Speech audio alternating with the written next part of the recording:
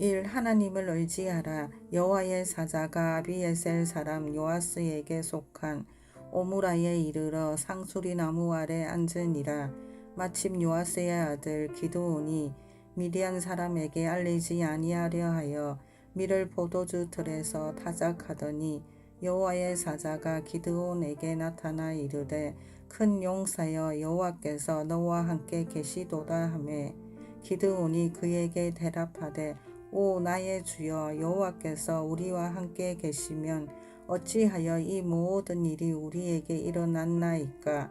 또 우리 조상들이 일찍이 우리에게 이르기를 여호와께서 우리를 애굽에서 올라오게 하신 것이 아니냐 한 그 모든 이적이 어디 있나이까. 이제 여호와께서 우리를 버리사 미디안의 손에 우리를 넘겨주셨나이다 하니 여호와께서 그를 향하여 이르시되 너는 가서 이 너의 힘으로 이스라엘을 미디안 손에서 구원하라. 내가 너를 보낸 것이 아니냐 하시니라. 사사기 6장 11절부터 14절 말씀. 기드온 시대에 이스라엘 사람들은 미디안 사람에게 억압을 당하고 있었고 그들에게 먹을 것을 전부 빼앗기곤 했습니다. 기드온은 그들에게 들키지 않으려고 포도주 틀에 숨어서 타작을 하고 있었습니다. 그렇게 숨어서 얼마 안 되는 곡식을 타작하고 있을 때 여호와의 천사가 나타난 것입니다. 그리고 그 천사는 이렇게 외칩니다. 큰 용사여 여호와께서 너와 함께 계시도다.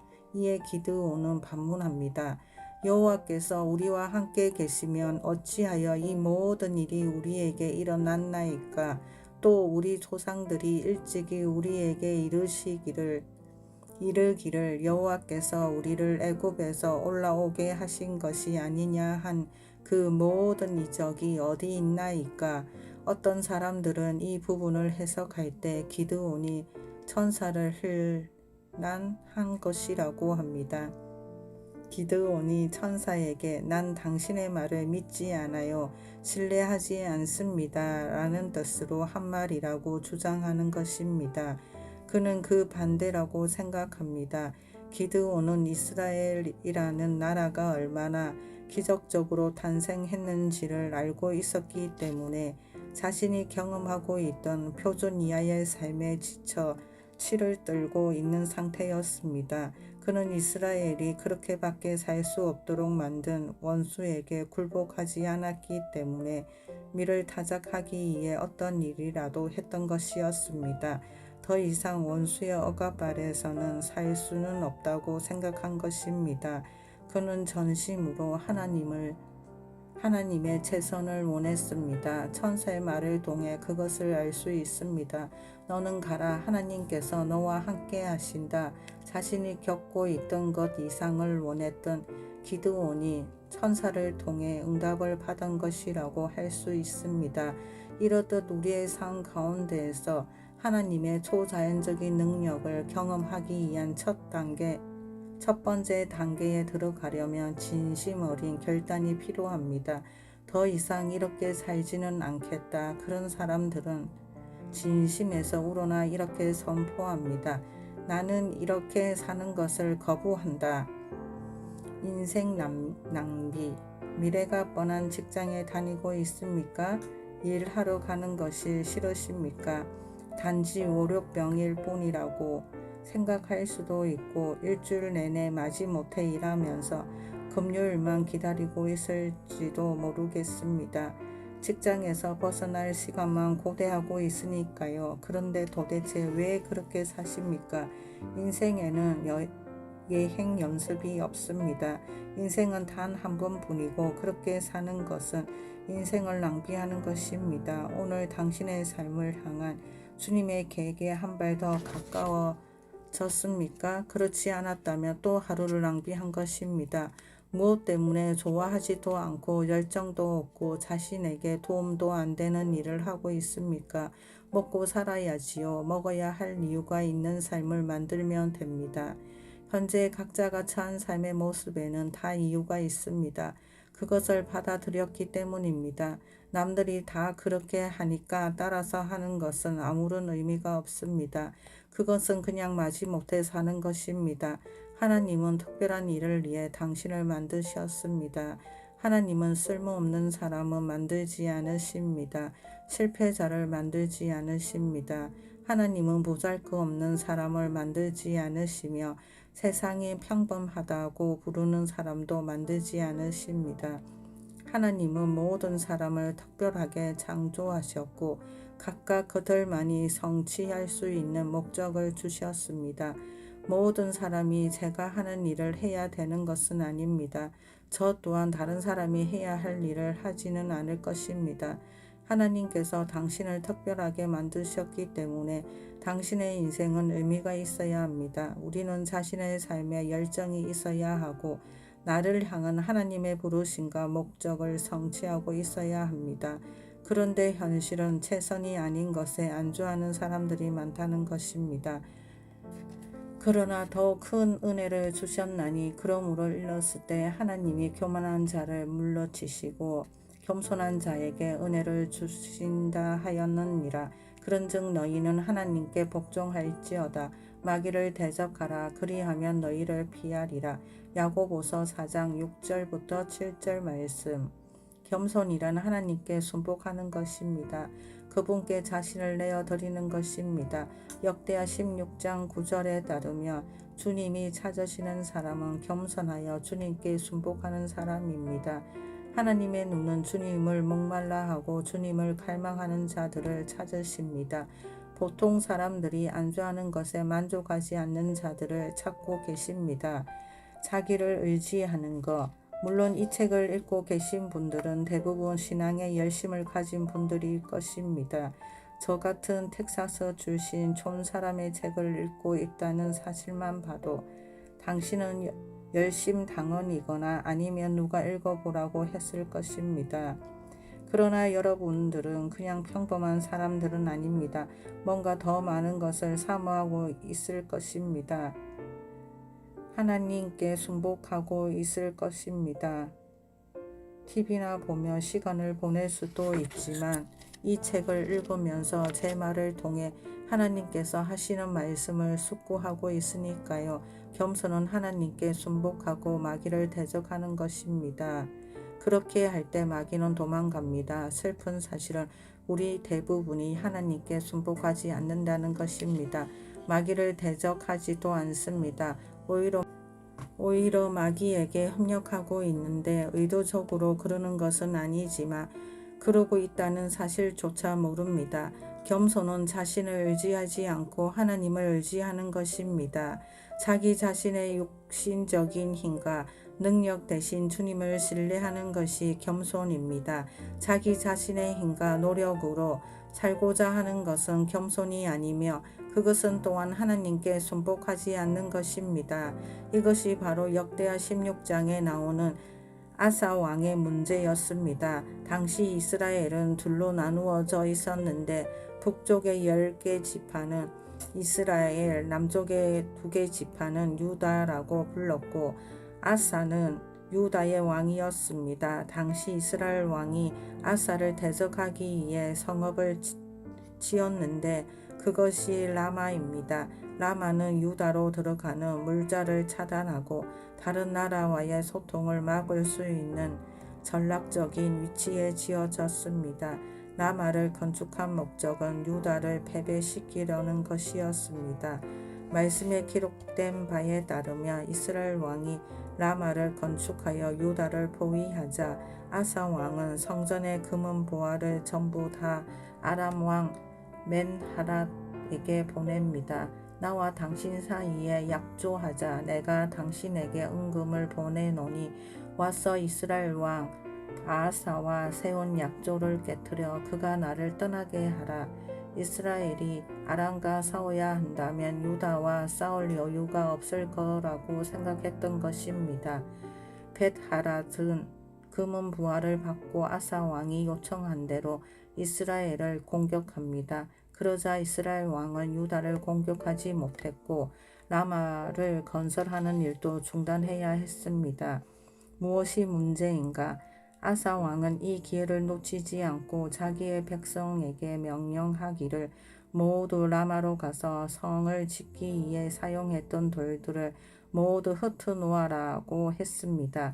그 결과 이스라엘 왕이 해놓은 일이 전부 허사가 되었습니다. 결과적으로는 아사 왕은 아군 적군할 것 없이 한 사람도 다치게 하지 않고 전투에서 승리합니다. 아람 왕을 이용하여 이스라엘과 싸우게 했기 때문입니다. 이런 방법을 써서 그가 당면한 문제에서 빠져나간 것입니다.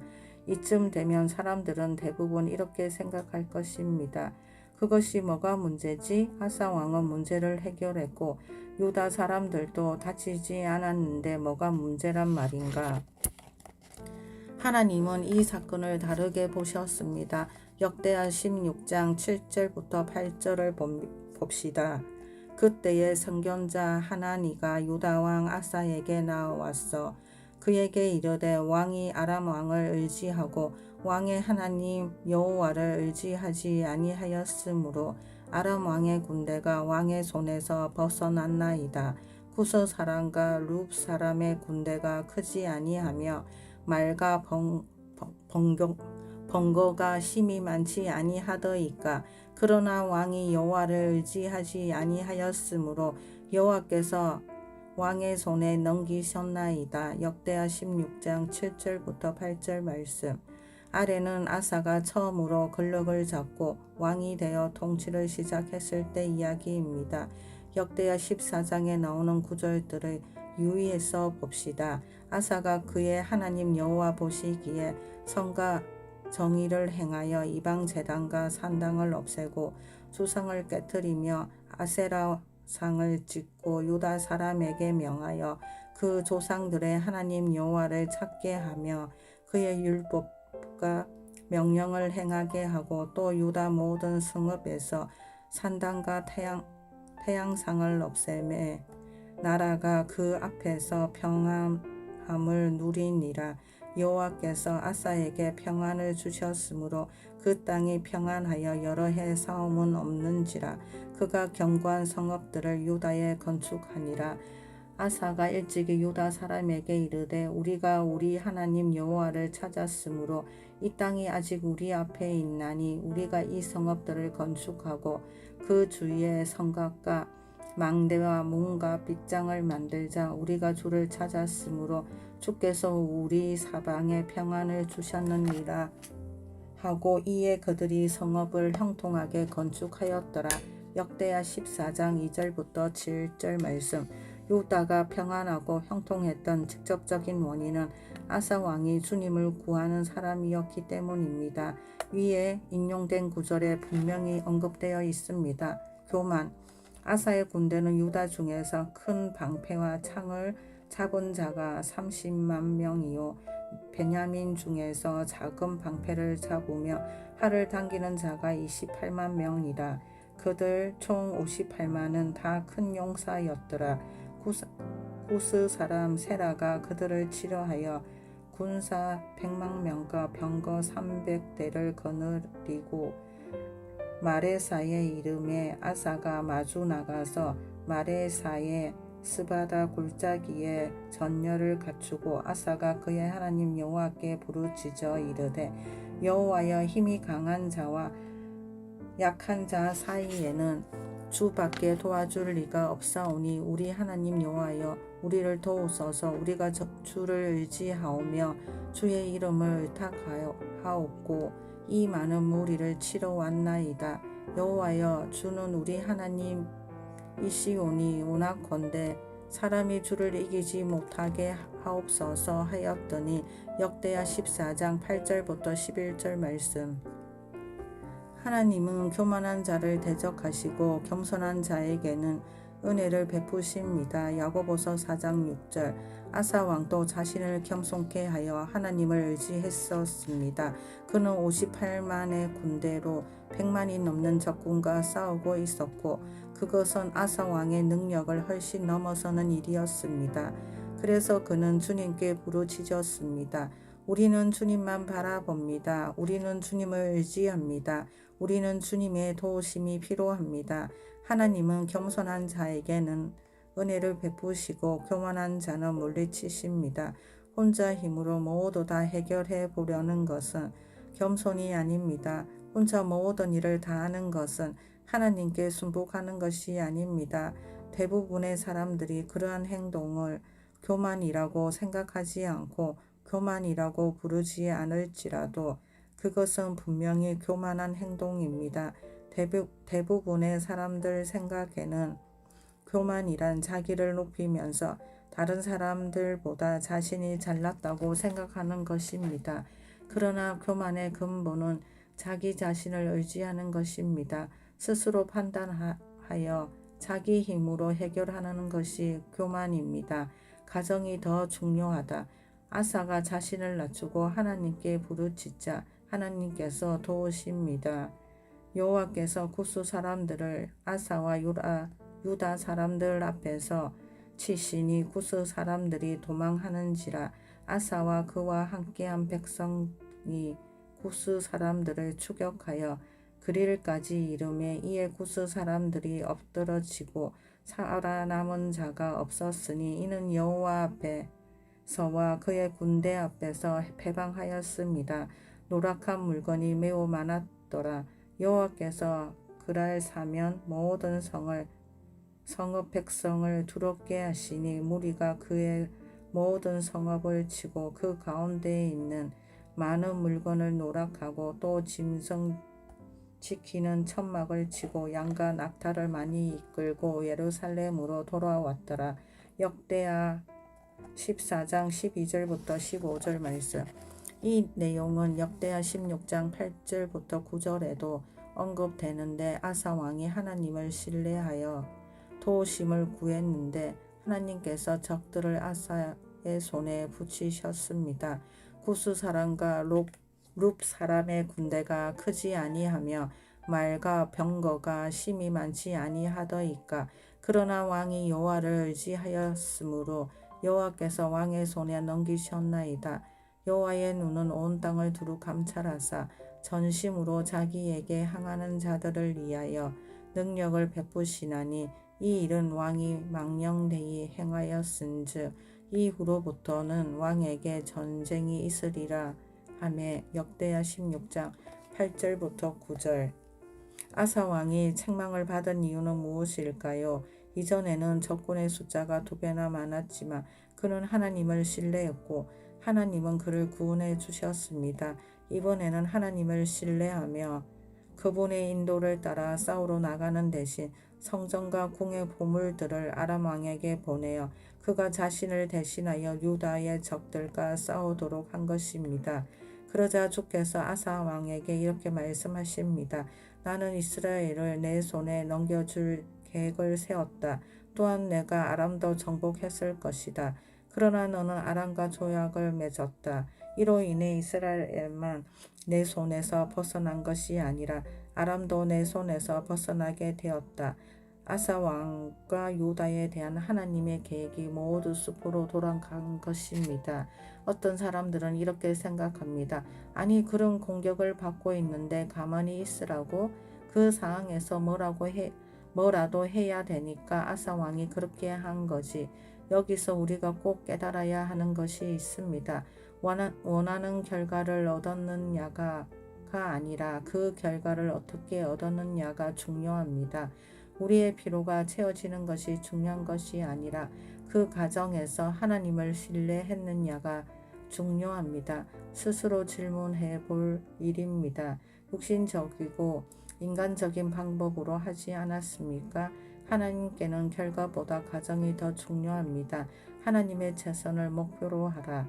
우리는 자기도 모르는 사이에 타협을 하며 살아왔습니다.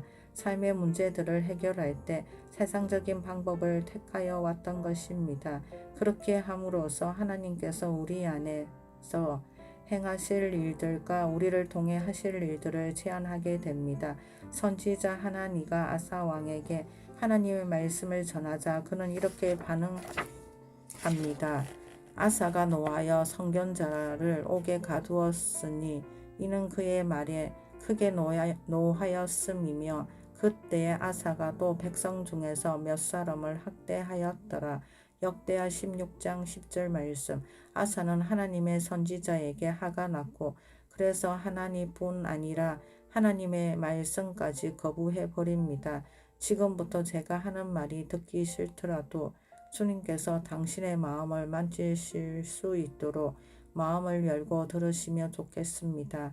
하나님의 눈은 그 마음이 전심으로 주님을 향하는 자들을 찾고 계십니다. 하나님 앞에 자신을 겸손케 하는 사람들을 찾고 계십니다. 하나님은 당신이 축복받기를 바라는 것 이상으로 당신을 축복하기 원하십니다. 그리고 당신에게 필요한 것은 기드온이 가졌던 태도입니다. 그것은 바로 자신의 자리를 떨치고 일어나 하나님의 최선 외에는 그 어떤 것에도 안주하지 않겠다는 자세입니다. 하나님의 축복이 당신의 삶 가운데 그만큼만 나타나는 데는 다 이유가 있습니다. 그리고 그것은 절대 하나님의 탓이 아닙니다. 우리 탓입니다. 그러니 아사 왕이 저질렀던 실수, 그러니까 하나님의 말씀을 전하는 사람에게 화를 내는 실수는 절대 하지 맙시다. 아멘. 하나님의 강한 손 앞에 자신을 겸손케 하고 오늘 우리를 향하신 하나님의 말씀을 받아들여야 합니다. 자, 이제 구체적인 내용을 나눌 것인데 먼저 저는 어떤 누구도 비난할 의도가 없다는 것을 말씀드리고 싶습니다. 제가 언급한 것들은 저 역시 모두 저질렀던 일들입니다. 그러나 제가 언급하는 것들을 통해 하나님께서 당신에게 말씀하시는 것이 있다면 거기에 대해서 당신은 하나님께 반응을 해야 합니다. 은혜는 누구에게 흘러가는가? 당신의 현재 모습과 상관없이 주님은 당신을 사랑하십니다. 지금 하나님을 찾지 않고 있더라도 주님은 당신을 사랑하십니다. 지금부터 제가 언급하는 문제들이 당신의 삶 가운데 있더라도 주님은 당신을 사랑하십니다.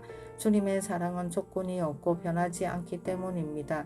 그러나 삶에 이런 문제들이 있으며 하나님의 최선을 받아 누리는 능력에 영향을 받습니다. 살아남기 위해 애쓰거나 간신히 삶을 이어가거나 문제들을 해결하기 위해 애쓰면서 사는 것이 우리의 모습이어서는 안 됩니다. 어떤 일을 하는 데 있어서 하나님의 방법과 세상의 방법에는 실제로 큰 차이가 있습니다. 아사 왕이 그의 목표를 이룬 것은 맞습니다. 이스라엘 왕이 성읍을 짓지 못하게 되었으니까요. 그러나 그가 공경에 빠져나가더라도 하나님의 방법으로 하지는 않았습니다. 그리고 아사 왕은 그것 때문에 이후로 계속해서 전쟁에 시달리게 됩니다. 역대하 16장 9절. 하나님은 옛 언약과 새 언약 아래에서 각각 다르게 행하시고 다른 방법으로 사람들을 심판하셨습니다. 새 언약 아래에서는 하지 않을 방법으로 옛 언약 아래에 있던 사람들을 심판하셨던 것입니다. 새 언약 아래에서는 모두 심판을 예수님께 돌리셨습니다. 그럼에도 불구하고 우리가 선택한 것들에 대해서는 결과가 따라옵니다. 하나님께서 벌을 주지 않으신다 해도 그 부분의 방법대로 하지 않으며 하나님께서 우리 삶 가운데 행하실 일들이 방해를 받습니다.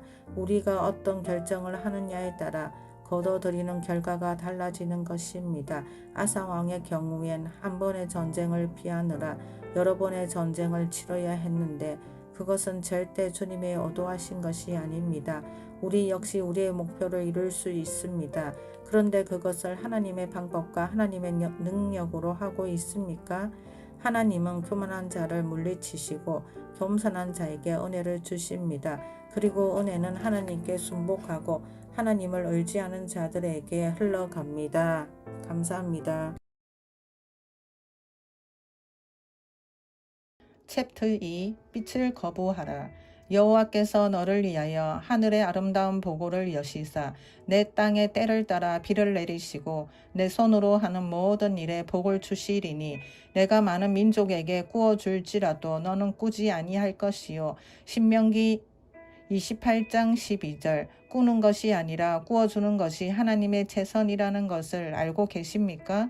미국인들은 꺼리낌 없이 빚을 지면서도 자신들이 왜 축복받지 못하는지 의아해합니다.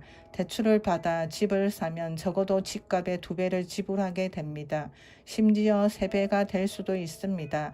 50만 달러 나가는 집을 산다고 가정해 봅시다. 장기 모기지 대출에 대한 이자까지 합하면 결국 150만 달러를 지불하게 됩니다. 이런 얘기를 듣는 것은 불편한 일입니다.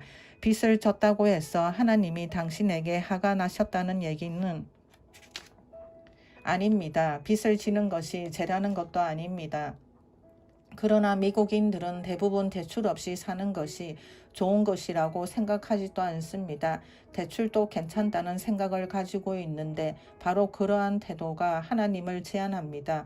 꾸어주나 꾸지 않는다라는 하나님의 방법으로 하지 않고 쉽게 빚을 지는 태도는 하나님의 재선이 우리 삶 가운데 나타나는 것을 막습니다. 많은 사람들이 카드를 최대 한도로 사용합니다. 카드 빚을 다 갚았다 싶으면 그 카드로 또 다른 것을 삽니다. 그런 사람들이 복권에라도 당첨되면 그 돈으로 뭘 하시는지 아십니까? 물건을 사고 또 사다가 결국 처음과 같은 형편이 되거나 더 나빠지기도 합니다. 그런 사람들은 쓸 수 있는 한 최대한으로 쓰면서 사는 사람들입니다. 100만 달러짜리 집에 살다가 복권에 당첨되기라도 하면 1000만 달러짜리 집을 사고 요트 같은 것들도 사드릴 것입니다. 통계에 따르면 복권에 당첨된 사람들은 결국 복권에 당첨되기 이전과 같은 상황으로 돌아간다고 합니다. 그들은 하나님의 재선을 목표하지 않으니까요.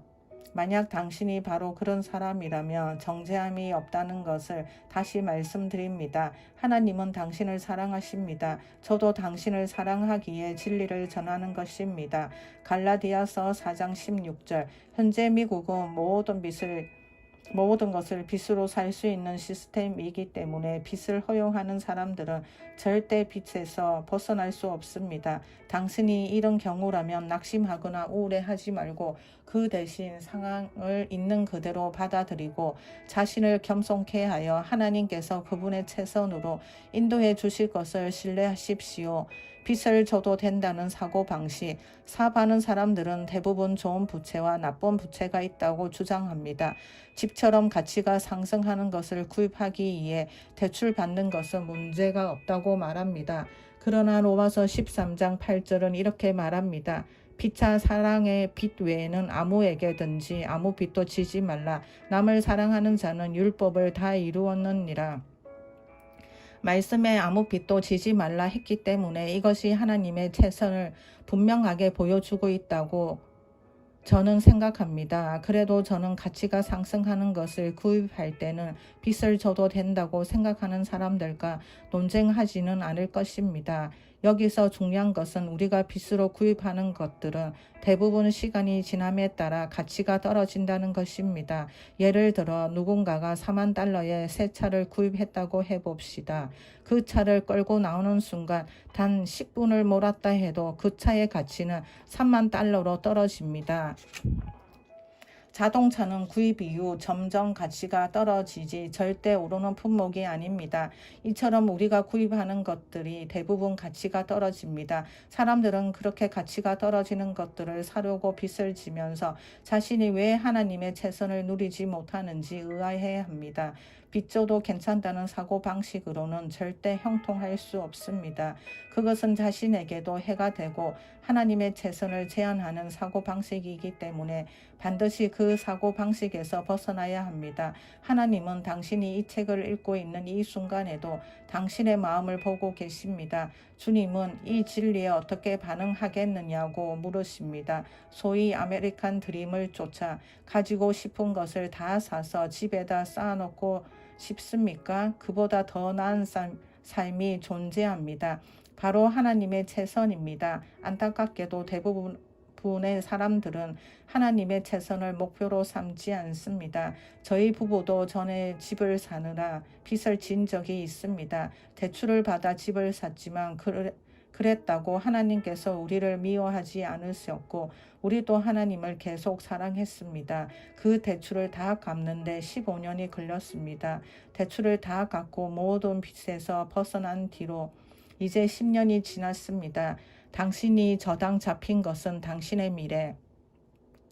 저희 부부는 이제 현금으로 차를 삽니다. 하려 하진 않더라도 상태가 좋으면서도 저렴한 중고차를 사며 할부로 새 차를 샀을 경우 이자로 나갈 돈을 저축할 수 있습니다.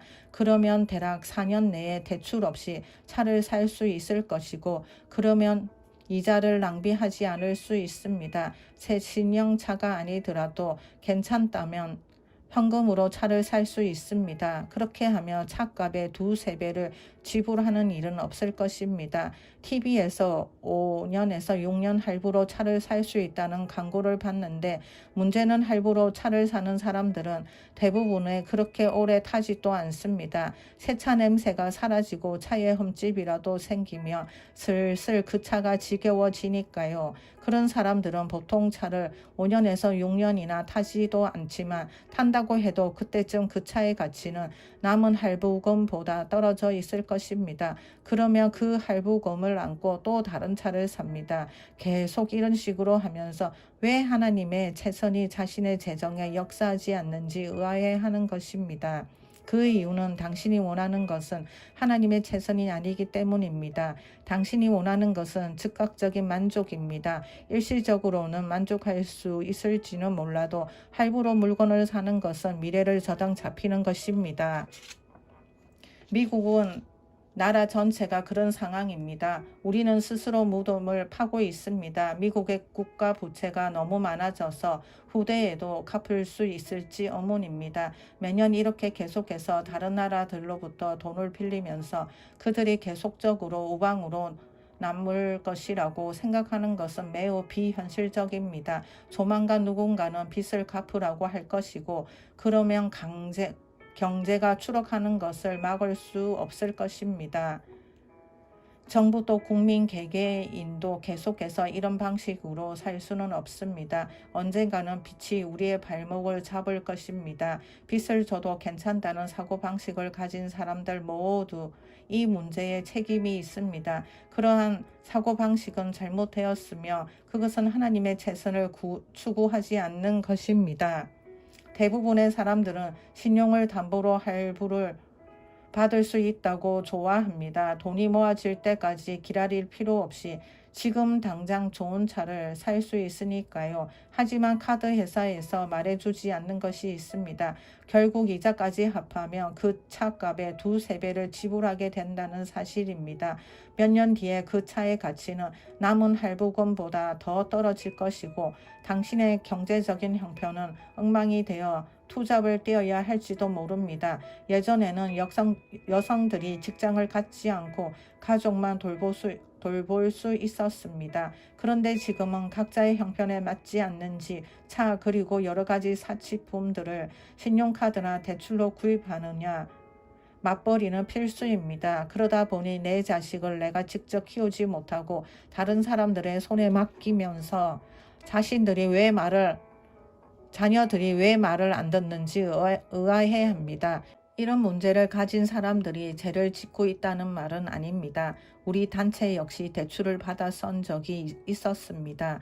전에는 우리 건물이 콜로라도 스프링스에 있었는데 그 건물을 사기 위해 320만 달러의 대출을 받아야 했습니다.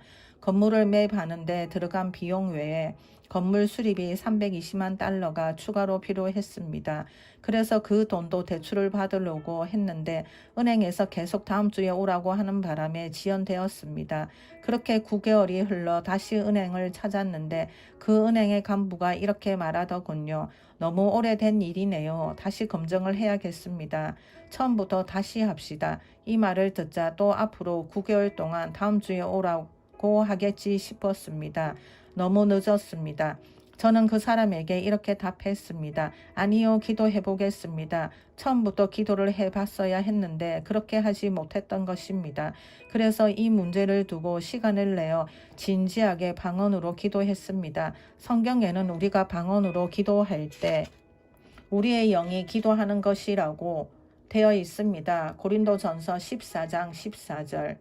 또한 통변을 받기 위해 기도하라고 했기 때문에 저도 그렇게 기도했습니다. 그랬더니 하나님께서 전에 받았던 예언 기도를 생각나게 해주셨습니다. 내용은 사역의 확장에 관한 것이었습니다. 당신에게는 은행이 있기 때문에 사역 확장을 위해 대출을 받지 않아도 됩니다. 그 말을 듣고 대체 나에게 무슨 은행이 있단 말이지? 라고 생각했었습니다. 그분은 계속해서 이렇게 말했습니다. 당신의 후원자들이 당신의 은행입니다. 당신은 대출 없이 사역을 확장하게 될 것입니다. 대출이 계속 지연되는 문제에 대해 방언으로 기도하자 이 예언이 생각나게 해주신 것입니다. 그래서 그때 앞으로는 대출을 받지 않겠다고 결심했었습니다.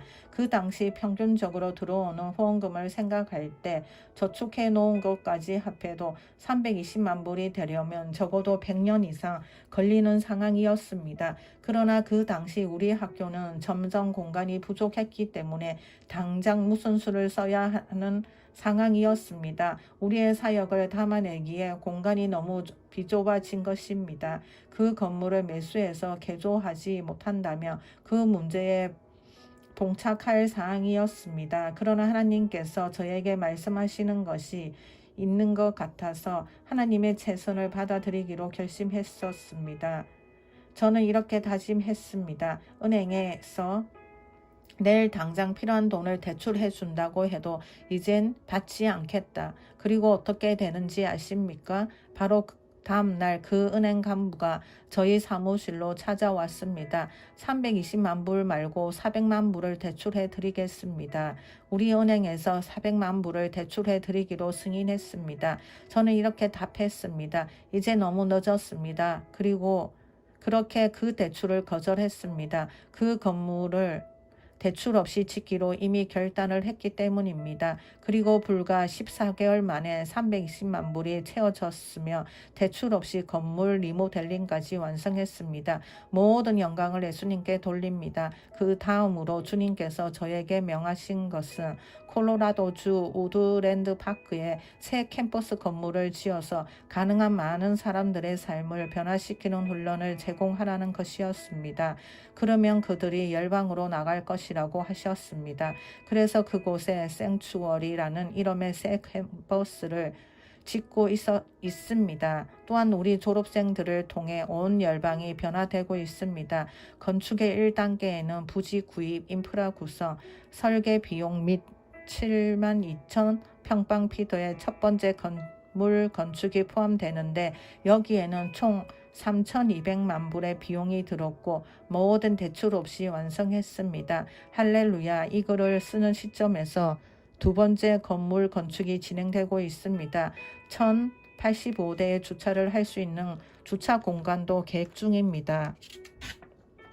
이 건물은 첫 번째 건물보다 2배 이상 큽니다. 두 번째 건물 건축에는 지금까지 2,700만 불이 투입되었습니다.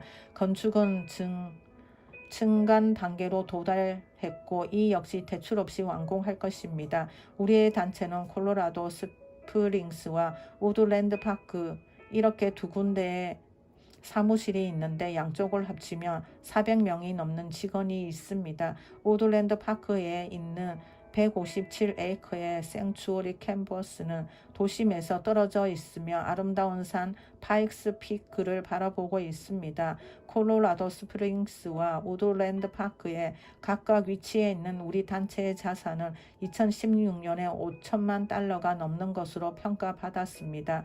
대출을 받을 수 있었지만 저는 하나님의 최선을 추구하고 있습니다. 초자연적인 하나님의 능력, 사람들이 하나님의 최선을 받아 누리지 못하는 이유는 그들은 그것이 없어도 살만하다고 생각하기 때문입니다. 대부분의 사람들이 대출과 빚으로 사는 것을 받아들입니다. 대출 받아 사는 것에 적응이 돼서 별 문제가 되지 않다는 생각입니다. 최근에 우드랜드 파크 시장이 저희 캠퍼스를 찾았습니다. 이렇게 캠퍼스를 짓고 계신 걸 보니 재정이 충분한가 봅니다. 그분의 말에 제가 이렇게 대답했습니다. 아니요, 저는 가진 것이 없어요. 지금 당장은 돈이 한 푼도 없지만 필요한 돈은 모두 들어오고 있습니다. 두고 보세요. 돈이 필요할 때마다 들어와 있을 테니까요. 그분은 우리가 통장에 돈 한 푼 없이 이렇게 엄청난 엄청난 건축을 진행한다는 사실에 놀라는 눈치였습니다. 물론 통장에 돈은 없지만 필요할 때 채워질 것입니다. 저는 하나님을 신뢰하고 있습니다. 주님의 눈이 온 세상을 두루 감찰하시며 찾으시다가 이렇게 말씀하실 것입니다. 아, 저기 앤드류가 있구나. 그는 나를 신뢰하고 있다. 그를 위해 나의 강함을 보이리라. 역대하 16장 9절. 지금까지 단 한 푼의 대출 없이도 6천만 불 이상의 건축비가 제공되었습니다. 게다가 매달 TV와 라디오 사역에 필요한 100만 불까지 모두 제공되고 있습니다. 현재 저희 TV와 라디오 설교는 전 세계 32억 명의 사람들이 보거나 들을 수 있도록 제공되는데 그러려면 많은 비용이 들어갑니다. 직원들 월급만 한 달에 100만 불 이상이 듭니다. 우리 단체에서 운영하는 콜센터에는 하루에 3,000건 이상의 전화가 오는데 게다가 이것은 미국에서 글러오는 것만 따진 것입니다. 앤드루 워맥 미니스트리는 전 세계에 15개의 지부가 있고 직원만 120명이 넘습니다. 여기에다가 아직도 대부분의 자료들을 무료로 나눠줍니다. 이것들을 한번 따져보십시오. 하나님의 초자연적인 역사가 아니고 뭐겠습니까? 하나님의 재선을 받아 누리지 못하는 이유 중에 하나는 그것을 진심으로 바라지 않기 때문입니다. 기도 응답은 원하지만 그럼에도 불구하고 하나님을 신뢰하지는 않습니다. 예를 들면 대출을 다 갚기 위해 주님을 의지하는 것은 너무 많은 노력이 필요하기 때문에 손쉽게 대출을 받는 것입니다. 이것은 상처 주려고 하는 말이 아니라 당신의 사고방식을 한 단계 높여서 지금까지 더 좋은 것을 바라보게 하려는 것입니다. 계속해서 대출에 의지한다면 계속 그렇게 살 수밖에 없습니다. 원가의 2배에서 3배를 지불하는 것을 정상적인 것이라고 생각한다면 하나님의 재선을 경험할 수 없습니다. 그동안 이자로 지불한 돈이 총 얼마인지 한번 생각해 보십시오. 옳은 방식과 잘못된 방식. 우리 부부는 빚 없이 지낸 지 10년이 넘었습니다. 갚아야 할 이자가 없으면 사는데 그렇게 큰 돈이 들지 않습니다. 빚이 없으면 얼마나 자유롭겠습니까? 중압감과 스트레스가 없는 삶을 살게 됩니다. 갚을 이자가 없으면 상황은 훨씬 좋아집니다. 얼마나 심플하고 자유롭게 살 수 있는지 모릅니다. 말로는 하나님의 재선을 원한다고 하면서 하나님의 명령에 입에 대는 일을 계속하고 있진 않습니까? 우리가 진정으로 하나님의 재선을 원한다면 주님께 순복하여 빚을 거부해야 합니다. 하나님의 재선을 추구할 분야가 많긴 하지만 이 부분은 매우 중요합니다. 원하는 것을 쉽게 손에 넣을 수 있는 이 문화를 우리는 저항할 줄 알아야 합니다. 대출 마케팅은 오랜 역사를 지닌 상술입니다. TV에서는 이것을 사면 돈을 아낄 수 있다고 광고합니다. 그러나 그들이 광고하는 물건을 카드 빚으로 사지 않는 것이 훨씬 많은 돈을 절약하는 것입니다. 다른 사람들에게는 더 큰 빚을 지라고 하면서 막상 그들은 사람들에게 받는 이자로 엄청난 돈을 벌고 있습니다. 그들은 빚을 지는 것이 돈을 절약하는 것이라고 설득하는 데 성공하고 있습니다. 그들의 말대로 한다면 절약할 수 있는 것은 하나도 없습니다. 그들이 당신의 피를 빨아먹고 있는 것입니다. 좋은 집과 좋은 차를 소유한 사람들이 있습니다. 그러나 그것들을 하나님의 방법으로 얻는지가 중요합니다. 밤에 걱정 없이 잘 수 있습니까? 아니면 끊임없는 재정적 압박을 받고 있습니까? 단순히 이것을 소유해도 될까의 문제가 아닙니다. 형통으로 가는 방법이 옳은가? 그것이 문제입니다. 다시 아사 왕의 이야기로 돌아가면 그가 전쟁에서는 승리했지만 하나님의 방법으로 하지 않았기 때문에 책망을 받았습니다. 주님은 더 좋은 것을 주시려 했습니다. 아사가 순종했다면 그는 이스라엘 왕뿐만 아니라 아람 왕도 물리칠 수 있었습니다. 더 많은 전리품을 손에 넣고 자신의 재산뿐 아니라 평안도 잃지 않을 수 있었습니다. 역대하 16장 1절부터 10절 말씀. 그러니 우리는 나 자신을 겸손케 하여 빚을 거절합시다. 하나님을 의지하여 그분의 재선을 받아 누립시다. 감사합니다. 챕터 3 초자연적 건강.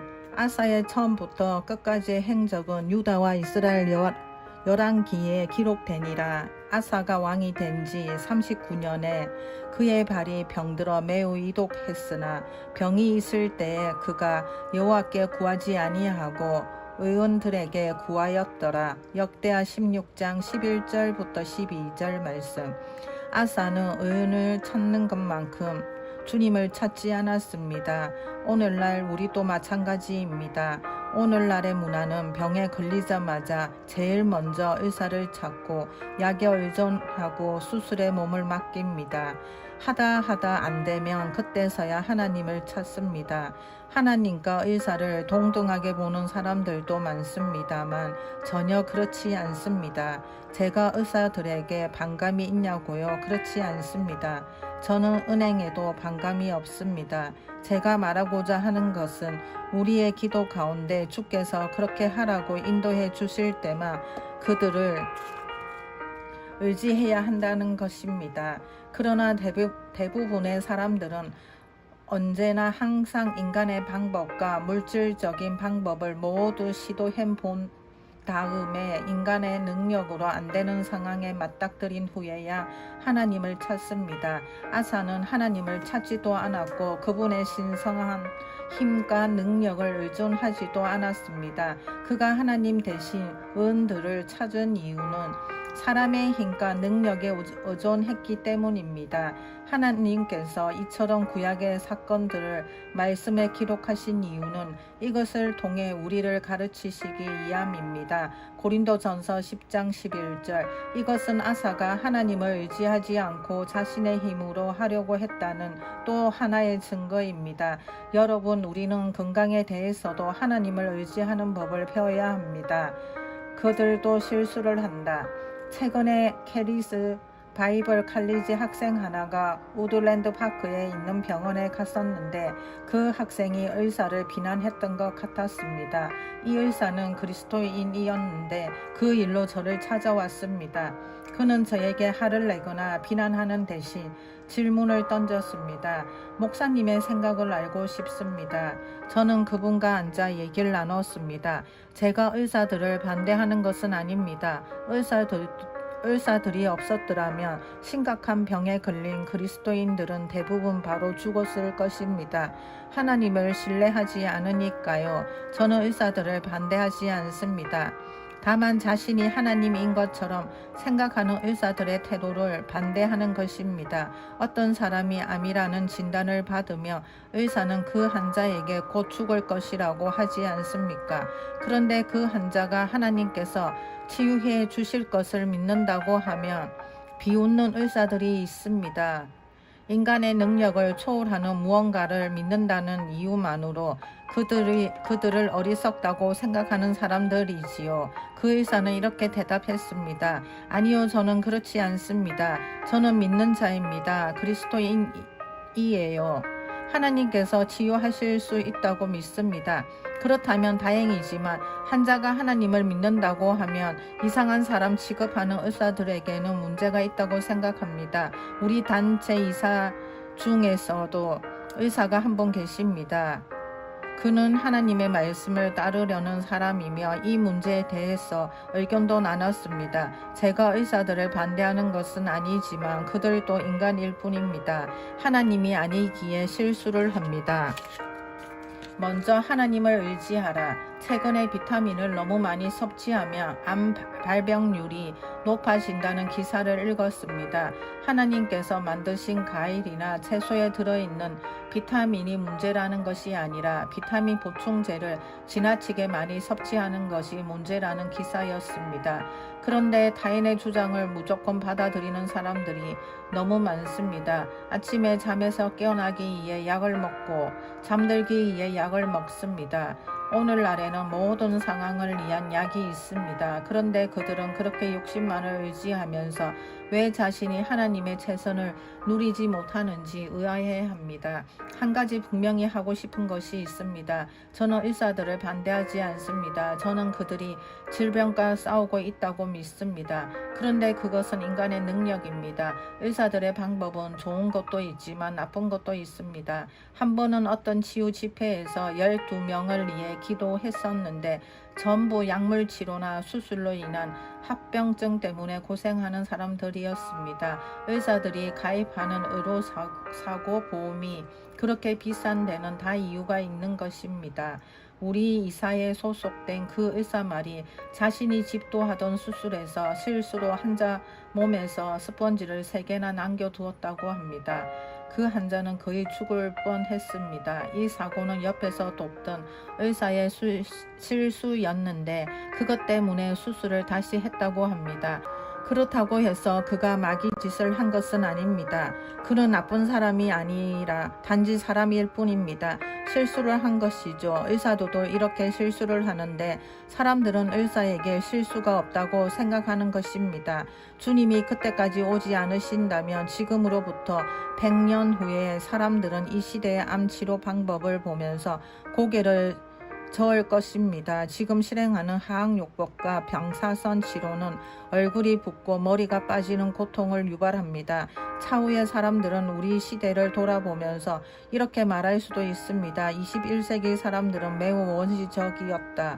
사람들이 그런 치료를 받아들였다는 것이 믿기지 않는다.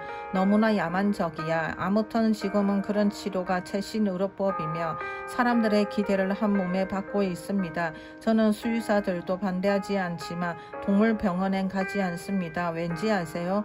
저는 개가 없거든요. 저는 의사들을 반대하지 않지만 병원에 가지 않습니다. 왠지 아세요? 저는 제가 아프다고 믿지 않거든요.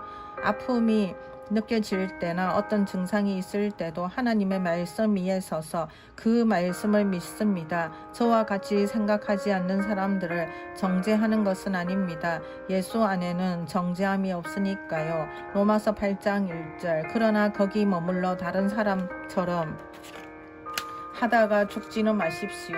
건강하기 위해 해야 할 일을 하되 먼저 하나님을 의지해야 합니다.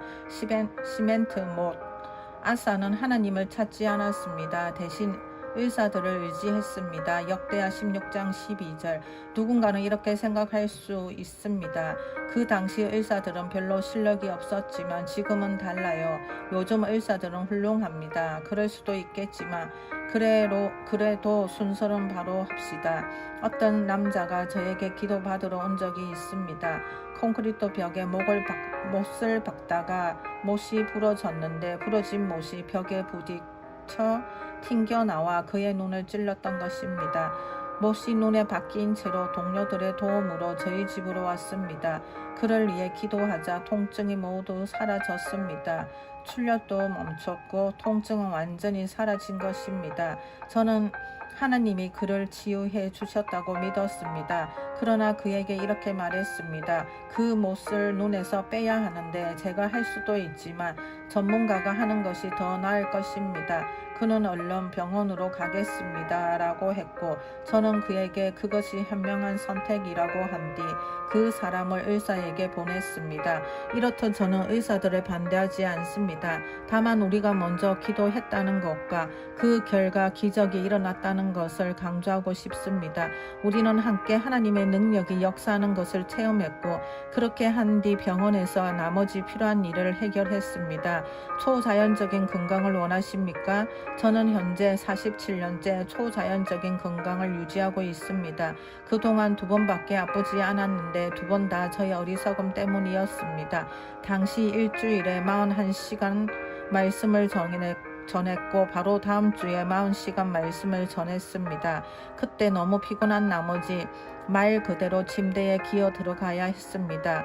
피로를 회복하기 위해 24시간 동안 침대에 누워 하루 종일 쉬었더니 상태가 좋아져서 바로 장작을 폈습니다. 너무 급하게 힘든 일을 한 것이죠. 그러자 코감기에 걸려 3일 동안 또 누워 있었습니다. 그러나 그것은 제가 어리석어서 일어난 일입니다. 저는 병에 걸리지 않았습니다. 아프다는 것을 믿지도 않고요. 어떤 분들은 나는 당신의 말이 안 믿어져요 라고 생각할지 모르겠습니다. 그것이 바로 하나님의 최선을 믿지 않는 것입니다. 그러면서 사람들의 말은 고지고대로 믿고 독감, 바이러스, 알레르기 등을 그대로 받아들여 고생하는 것입니다. 신성한 건강을 기대하지도 않으면서 왜 하나님이 자신의 최선을 누리지 못하는지 의아해 하는 것입니다. 하나님의 최선이 목표가 아닌데 어떻게 누리겠습니까? 안주하지 마십시오. 여러분의 집안에 어떤 병이 유전이라 당신도 곧 걸리게 될 거란 소리를 들은 적이 있습니까? 수없이 들어왔기에 그냥 받아들였을 수도 있습니다. 사람들은 말합니다. 이제 내 나이도 벌써 40이 넘어서 병에 걸리는 것은 시간 문제야. 눈도 나빠지겠지? 왜 그런 것을 받아들입니까? 여기 하나님의 말씀을 봅시다. 모세가 죽을 때 나이 120세였으나 그의 눈이 흐리지 아니하였고 기력이 쇠하지 아니하였더라. 신명기 34장 7절 말씀. 모세는 우리가 가진 언약보다 열악한 언약 아래 있었습니다. 히브리서 8장 6절. 그리스도 안에서 우리가 소유한 것은 모세가 소유했던 것보다 더 좋은 것입니다. 그런데 나이가 들어도 안경을 쓰지 않을 수 있다고 믿으면 이상한 사람이나 강신자로 취급을 받습니다. 사람들은 말합니다. 너는 도대체 왜 그러니? 제가 묻고 싶은 것이 바로 그것입니다. 당신은 도대체 왜 그러십니까? 하나님의 최선을 믿지 않으며 그것보다 열등한 것들을 받아들이지 않았습니까?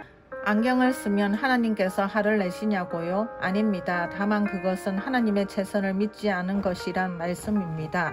차선, 차차선, 차차차선을 받아들이면서 그렇게 사는 삶에 안주하고 있는 것입니다. 모자라는 삶에 만족한다면 앞으로도 계속 그렇게 될 것입니다. 하나님의 눈은 지금도 온 땅을 두루 살피고 있습니다. 역대하 16장 9절. 하나님의 최선 신성한 건강을 놓고 하나님을 신뢰할 사람을 찾고 계십니다. 당신이 바로 그 사람이 되십시오. 하나님의 최선을 믿기로 결정하고 하나님의 최선을 당신의 기준으로 삼으십시오. 그렇게 결단하고자 한다면 같이 기도합시다. 하나님, 더 찾으실 필요 없습니다. 제가 주님의 최선을 원합니다.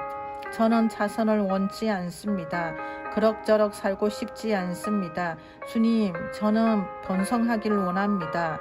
별을 맞추겠다는 목표를 세웠는데 빗나가 달을 맞췄다 해도 아무것도 안 한 사람보다는 낫습니다. 대부분의 사람들은 목표가 없고 목표가 없기 때문에 아무거나 합니다. 의사를 찾는 사람들을 비난하는 것은 아닙니다만 의사만 의존한다면 그것은 하나님의 최선이 아닙니다. 그것보다 더 좋은 것이 있습니다.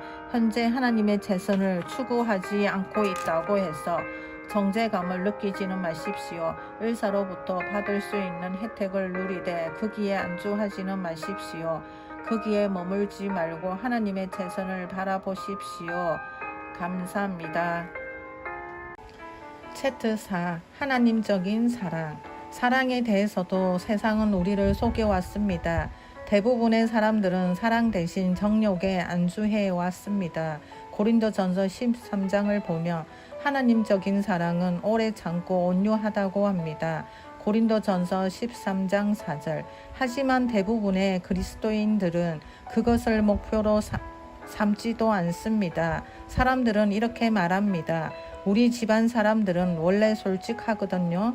있는 그대로 말해요. 또는 나는 원래 직설적이고 성격 급한 사람입니다. 라고 변명을 하거나 예언의 은사가 있어서 직접적으로 말하는 거예요. 라고 합니다. 오래 참지 않고 온유하지 않는 것에 대한 온갖 변명을 하는 것입니다. 그러나 그러한 변명에서도 자유케 될 수가 있습니다. 하나님적인 사랑으로 행한다면 오래 참고 온유할 수 있습니다. 비판적이거나 화를 내거나 신랄하지 않을 수 있단 말입니다. 하나님적인 사랑은 시기하지 않습니다. 고린도전서 13장 4절. 다른 사람들을 시기하고 있습니까? 그들이 가진 것을 욕심내고 있습니까? 사랑은 스스로를 자랑하지 않으며 교만하지 않습니다. 고린도전서 13장 4절. 사랑은 자기 중심적이거나 스스로를 강구하지 않습니다. 누군가 자기가 한 일들을 일일이 자랑하면 당신도 자랑을 해서 특별한 사람으로 보여야 한다는 강박관념이 생깁니까? 그것은 하나님적인 사랑이 아닙니다. 내가 최고야. 오늘날의 사회는 운동선수, 가수, 영화 배우들이 잡지의 표지 모델이 됩니다. 사람들은 이들을 우러러 보며 우상화하지만 그 사람들 중에는 오만하기 짝이 없는 사람들이 많습니다. 1960년대에 내가 최고야 라고 외치던 권투 선수가 있었습니다. 당시만 해도 그런 식으로 말하는 사람들이 아무도 없었는데 그가 자기와 비슷한 사람들에게 포문을 열어준 것입니다. 오늘날에는 모두가 자신이 최고라고 생각합니다. 공개적으로 내가 최고야 라고 말하며 온갖 것을 자랑합니다. 그것은 하나님적인 사랑이 아닙니다. 우리들 중에도 이러한 생각을 받아들인 사람들이 많기 때문에 다들 자아자찬을 해댑니다. 그러나 하나님은 이렇게 말씀하십니다. 너는 내일 일을 사랑하지 말라. 하루 동안에 무슨 일이 일어났는지 너가 알 수 없음이니라. 타인이 너를 칭찬하게 하고 내 입으로는 하지 말며 외인이 너를 칭찬하게 하고 내 입술로는 하지 말지어다. 잠언 27장 1절부터 2절 말씀. 하나님적인 사랑은 자기를 절제하며 올바르게 행동합니다. 하나님적인 사랑은 무례히 행하지 않습니다. 고린도전서 13장 5절. 어떤 사람이 우린 사랑에 빠졌어요. 결혼할 때까지 기다릴 수 없어요. 너무나 사랑하기 때문에 지금 당장 관계를 가져야 합니다. 라고 한다면 그것은 하나님적인 사랑이 아니라 정욕입니다.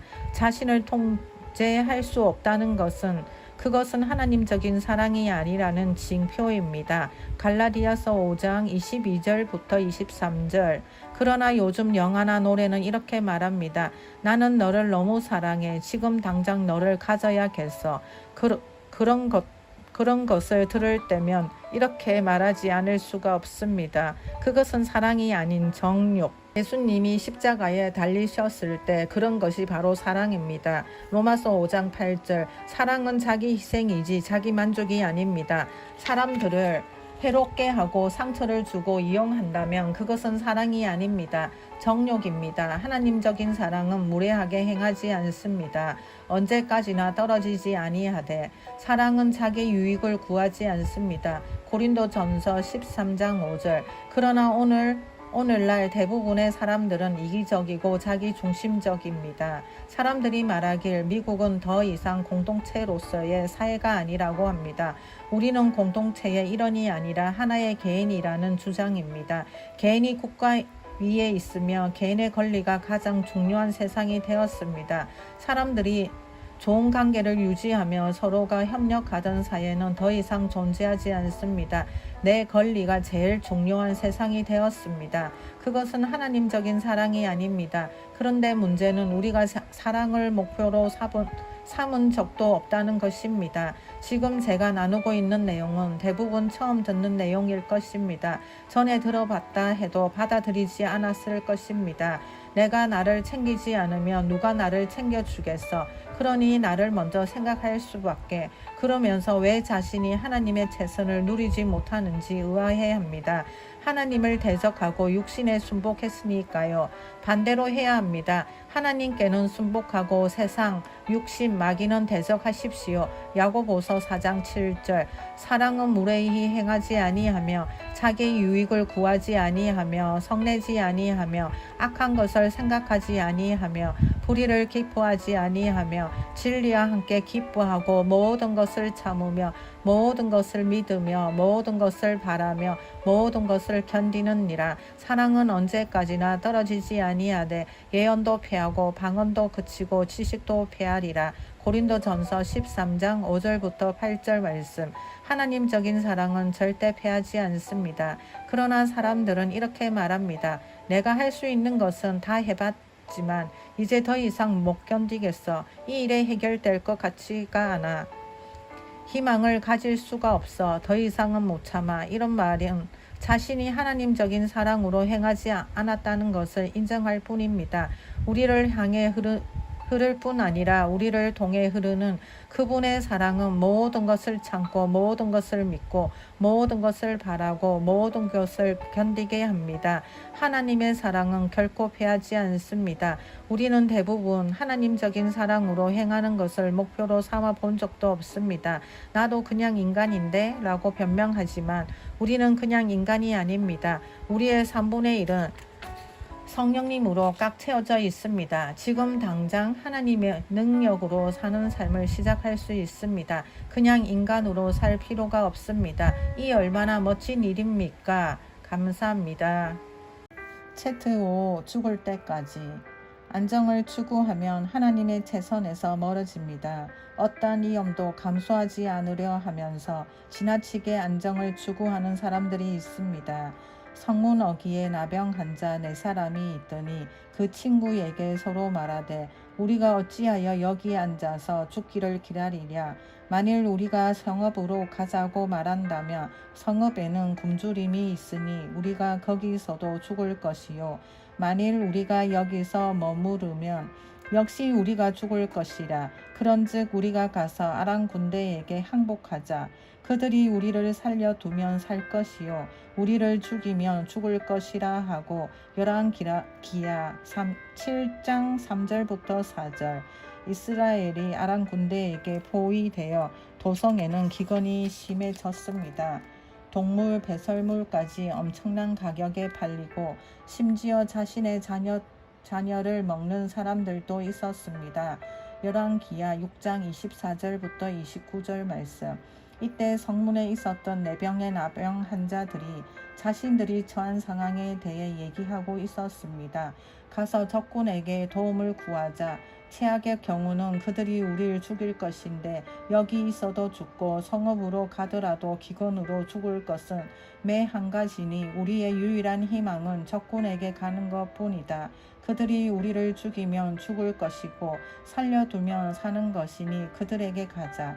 아람 진으로 가려 하여 해질 무렵에 일어나 아람 진영 끝에 이르러서 본즉 그곳에 한 사람도 없으니 이는 주께서 아람 군대로 병거 소리와 말 소리와 큰 군대의 소리를 듣게 하셨으므로 아람 사람이 서로 말하기를 이스라엘 왕이 우리를 치려하여 헷 사람의 왕들과 애굽 왕들에게 값을 주고 그들을 우리에게 오게 하였다 하고 해질 무렵에 일어나서 도망하되 그 장막과 말과 나귀를 버리고 진영을 그대로 두고 목숨을 위하여 도망하였음이라. 그 나병 환자들이 진영 끝에 이르자 한 장막에 들어가서 먹고 마시고 거기서 은과 금과 의복을 가지고 가서 감추고 다시 와서 다른 장막에 들어가 거기서도 가지고 가서 감추니라. 열왕기하 7장 5절부터 8절 말씀.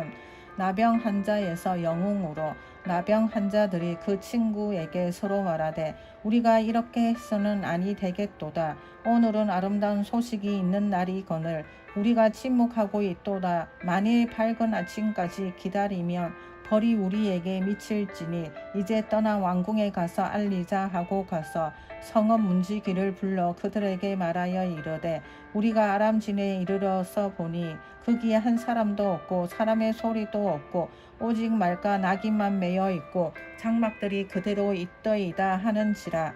그가 문지기들을 부르매 그들이 왕궁에 있는 자에게 말하니. 열왕기하 7장 9절부터 11절 말씀.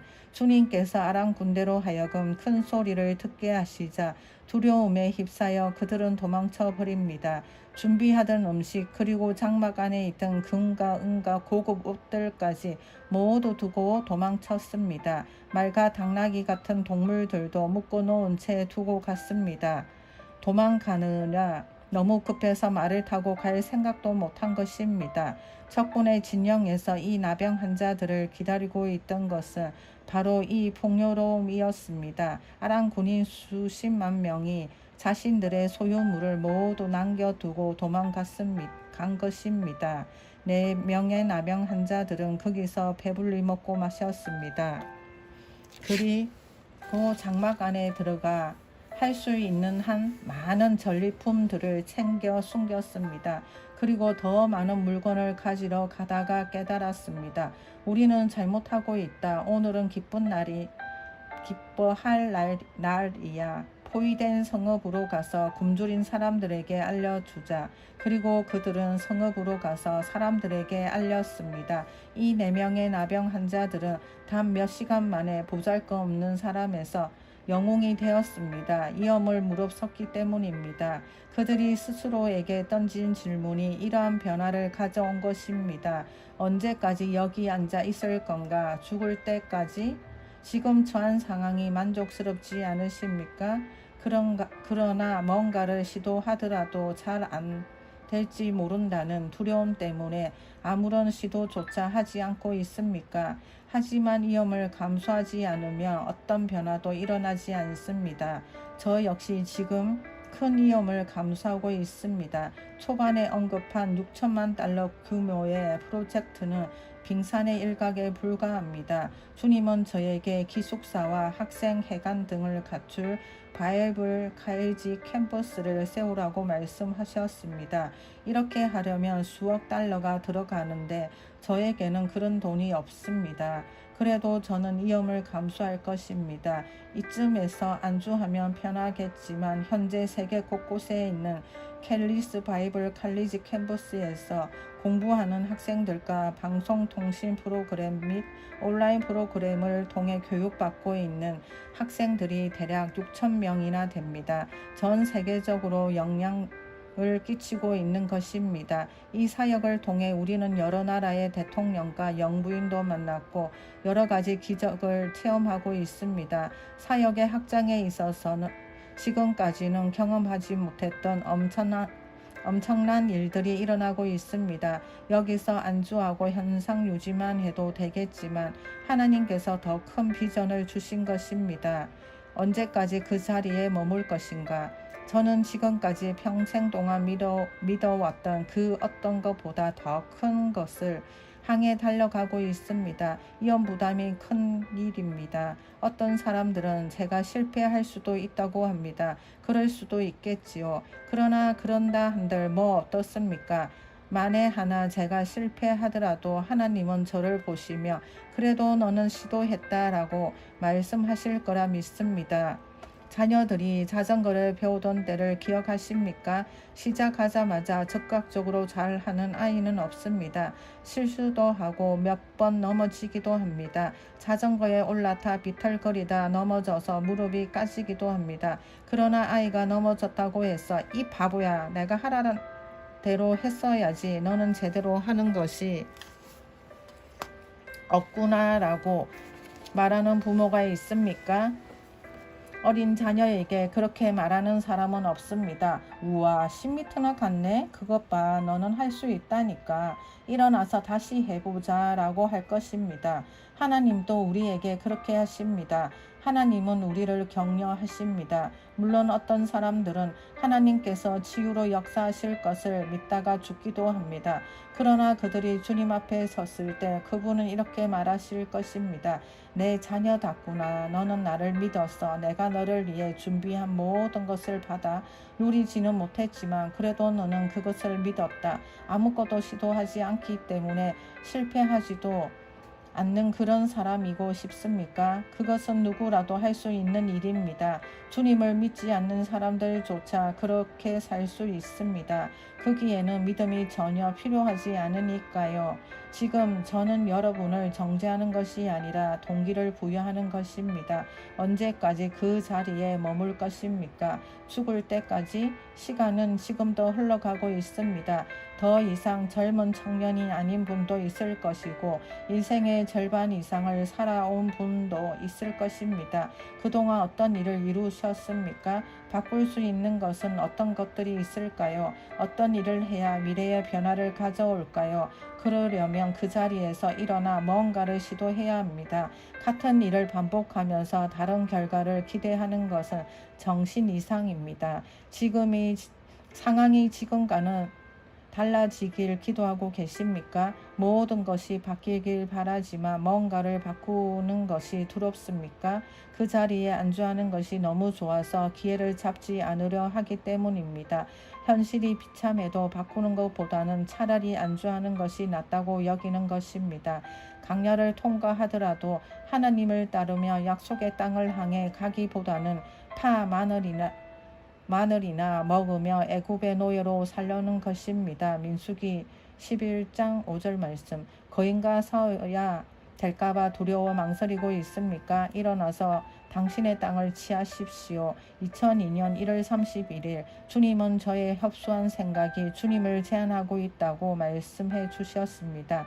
당시 2년간 기독교 방송에 저의 프로그램을 반영하고 있었고 그로 인해 2000년 1월부터 2002년 1월까지 우리의 사역은 2배로 증가했습니다. 저는 꽤나 잘하고 있다고 생각했었지만 주님은 제가 주님을 제한하고 있다고 말씀하셨습니다.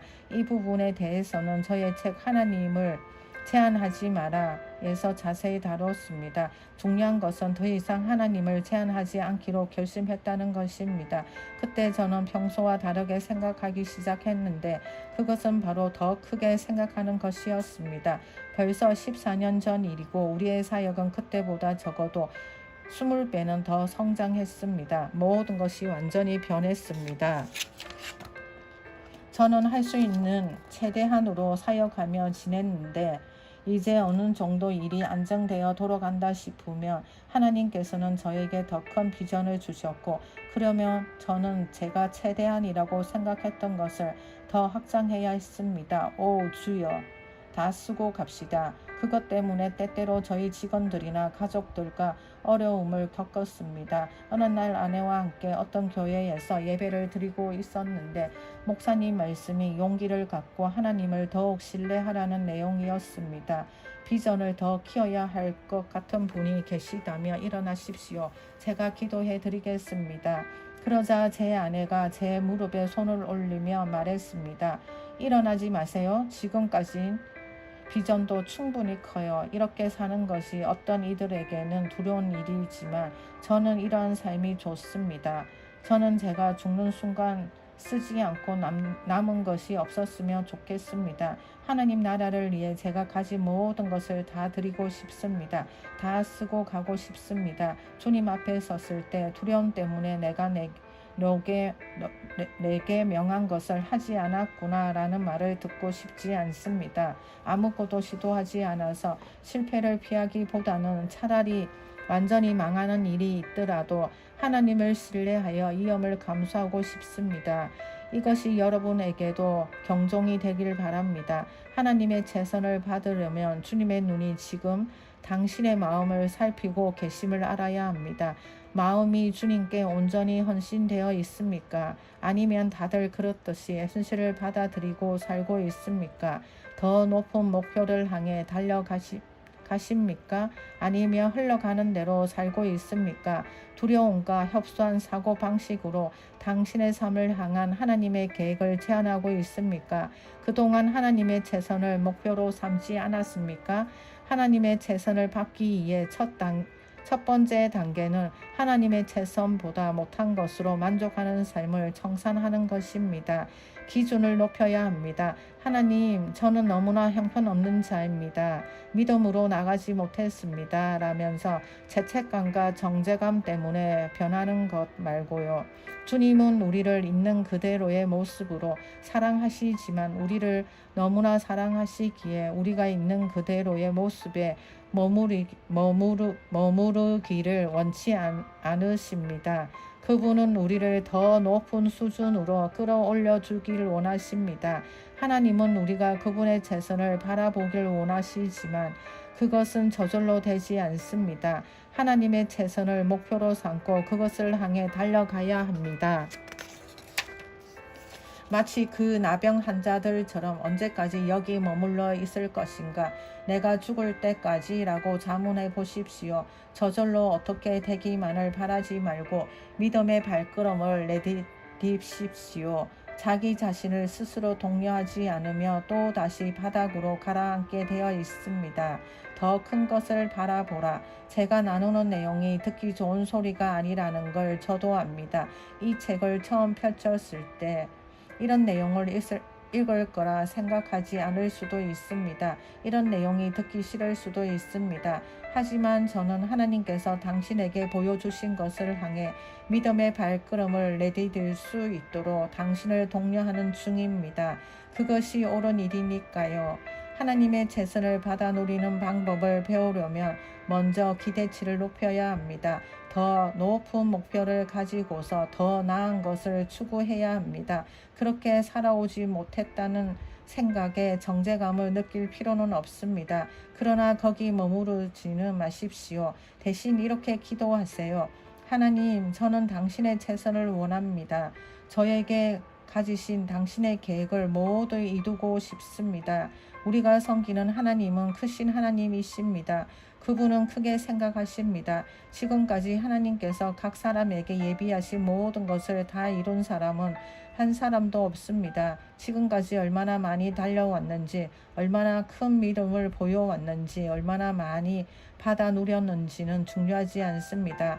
하나님께서 계획하신 것은 더 많습니다. 그분은 크신 분입니다. 초자연적인 하나님이십니다. 현재 당신의 삶이 초자연적이지 않다면 너무나 얄팍한 삶을 살고 있는 것입니다. 누군가 당신에게 어떻게 그런 일을 할 수 있었죠? 라고 질문할 때 그것을 설명할 수 있다면 아직 하나님의 계획에 들어서지 못한 것입니다. 또한 자신이 이룬 일에 자부심을 느끼고 있다면 그것 역시 하나님의 능력 안으로 들어오지 못한 것입니다. 주님은 우리가 우리의 능력으로 할 수 없는 일로 우리를 이끄시는 분입니다. 하나님은 우리의 힘으로는 불가능한 일을 하도록 우리를 부르셔서 그분만을 의지하게 하십니다. 그러면 우리는 이렇게 답하게 됩니다. 제가 아니라 주님이 하셨습니다. 이것을 가능하게 한 것은 하나님의 축복 외에는 없습니다. 대부분의 그리스도인들은 자신의 한계를 넘어서려 하지 않습니다. 더 큰 것을 추구하지 않습니다. 조그만 고비 하나 극복하면 편안하게 TV나 보면서 쉬려고 합니다. 고작 하던 일을 계속하는 것이 다입니다. 그러나 다시 말씀드리고 싶은 것은 우리 삶에는 그런 것보다는 더 큰 위대한 것들이 준비되어 있다는 것입니다. 우리는 나 자신보다 더 위대한 것을 위해 살아야 합니다. 목숨을 바쳐도 아깝지 않은 가치 있는 일을 위해 살아야 합니다. 아침에 일어날 때는 기대로 가득해야 합니다. 우리에게는 평생 동안 우리가 이룰 수 있는 일보다 더 많은 할 일이 있습니다. 매일매일 믿음으로 한 걸음 더 내딛느라 바빠서 매일이 즐거워야 합니다. 저의 삶은 롤러코스터에서 안전바를 꼭 붙들고 있는 것과 같습니다. 제가 통제하려 하지 않습니다. 하나님께서 뭔가를 명하시면 저는 대답할 뿐입니다. 네, 시작합니다. 이 얼마나 신나는 일입니까? 당신의 삶이 왜 무료한지 생각해 보신 적 있으십니까? 하나님은 더 큰 일로 당신을 부르셨기 때문에 지금 하는 일에 만족을 주실 수가 없습니다. 기쁨과 평안도 마찬가지고요. 하나님께서 바라시는 것은 우리가 비전을 더 키우고 고개를 높이 드는 것입니다. 이제 더 큰 일을 바라볼 준비가 되셨습니까? 감사합니다.